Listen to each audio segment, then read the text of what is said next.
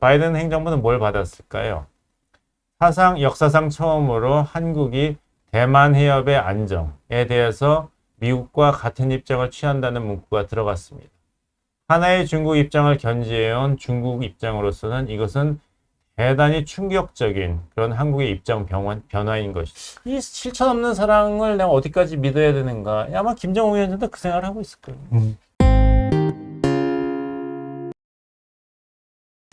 그러니까 우리 정부의 갑자기 친미 외교라고 해야 되나요?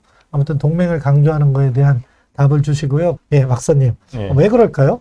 이번에 이제 한미 정상회담 그 결과를 봐도 이제 소위 그 문재인 정부의 외교안보 정책을 비판하시는 분들이 깜짝 놀랐어요. 이거는 어느 역대 보수 정권에서도 나올 수 없는 미국의 입장에 가장 가까운 공동 선언문이었거든요. 이것을 문재인 정부가 합의를 했다. 그래서 이번에 그 정상회담에 많은 면에서는 아쉬운 점이 있었지만 오히려 역설적으로 보수 입장에서 본다면 아주 좋은 결과를 낳은 그 한미 정상회담이었다 이런 평가도 나왔죠. 그럼 왜 그랬을까요? 우리 그 일상적이고 평범하게 생각할 때 오히려 정답이 나오는 것 같습니다. 뭐냐면은 우리가 어떤 행동할 때 그냥 하지 않죠. 바라는 게 있고 목표가 있기 때문에 하지 않습니까? 그렇다면 왜 문재인 정부가 임기 말에 굉장히 친미적으로 외교안보 정책을 선회했을까? 바라는 게 무엇인가를 봐야 되는 것이죠. 이제 고려대학교의 이제 김성환 교수님의 대답이 가장 합리적이고 타당하다고 저는 생각합니다. 두 가지를 바랬습니다. 백신하고 그 다음에는 한반도 평화 프로세스 재가동한데 미국의 지지 선언입니다.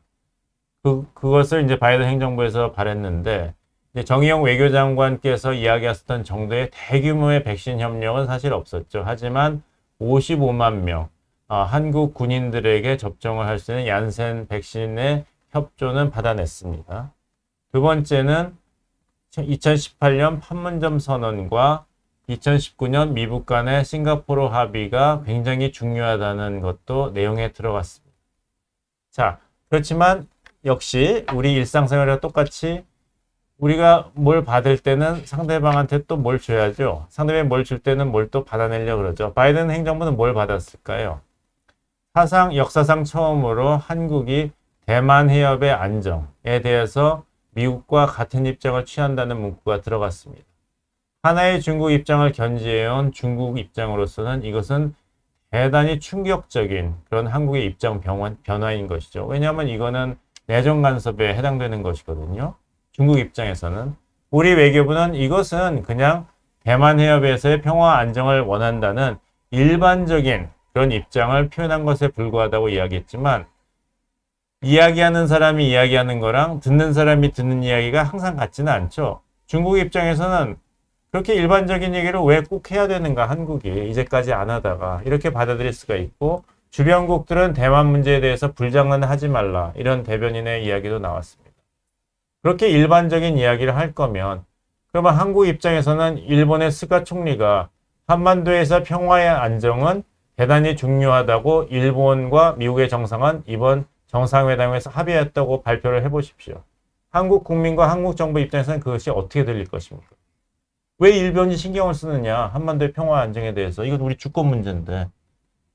이렇게 생각하지 않겠어요? 그러니까 한국 정부가 아무리 아주 나쁜 뜻이 없이 이야기를 했더라도 대만 해협 문제를 처음으로 한미 정상이 공동으로 언급했다는 것은 중국 입장에서는 대단히 신경을 쓰이는 변화라고 볼 수 있죠.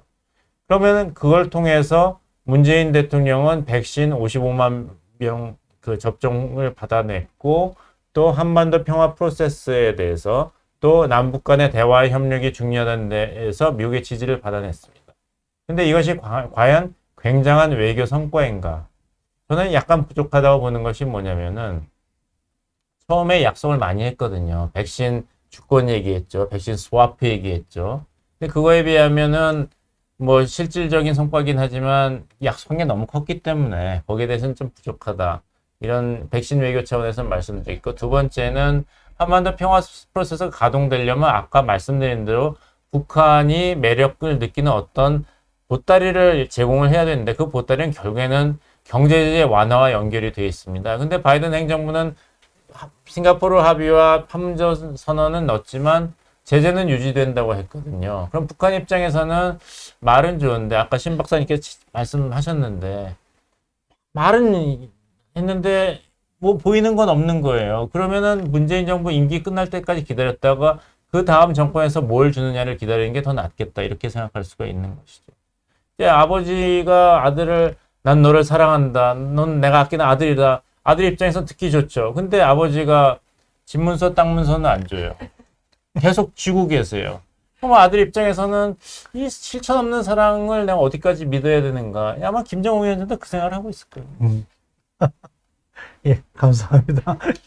너무 적나라하게 말씀해 주셔가지고 예. 아니 사랑을 아버님한테 하겠죠. 뭐 사랑을 받을 아니죠. 그냥 뭐. 예, 예. 옛날에 용돈 올려달라 그러니까 용돈 얘기는 안 하시고 용씨가 자유당 때는 뭐 아유 왜 자유당 얘기를 학생 앞에서 하시는 근데 그걸 다 들어야지 용돈이 나오지 않습니까? 그냥 예. 답답한 상황이.